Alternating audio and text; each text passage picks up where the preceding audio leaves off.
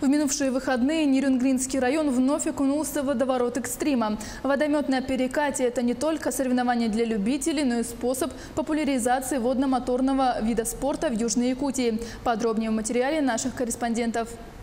Желающие принять участие, зрители и болельщики прибыли на реку Чульман в поисках захватывающих эмоций. Организатором данного состязания традиционно является спортивно-техническая платформа «Эгден». Водомоторные состязания – это технический вид спорта, включающий скоростные соревнования на моторных судах. Они проводятся с целью выявления сильнейших спортсменов и команд, а также для повышения мастерства и достижения наилучших результатов. В общем зачете приняли участие 19 экипажей, готовых показать всю скорость и маневренность, чтобы вступить в борьбу за главный приз. Нашими спонсорами сегодня является компания Solar, город Бердск, которые предоставили любезно нам на суперприз лодку Solar 380 Jet Tunnel.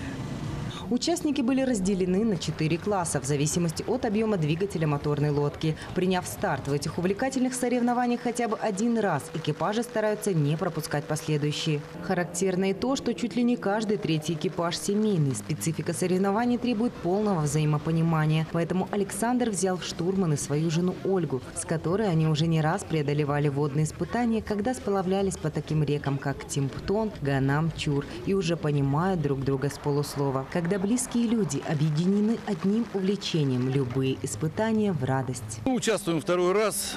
Первый раз был в прошлом году пробный, на чужой лодке, был пилотом.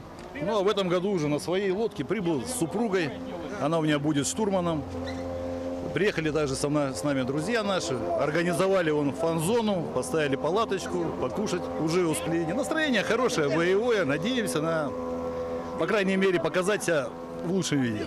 Фристайл является, пожалуй, самым сложным и красивым этапом соревнований. Здесь, как и в сухопутном фристайле, спортсмен демонстрирует заранее подготовленную произвольную программу, наблюдать за которой истинное удовольствие для любителей экстремальных развлечений.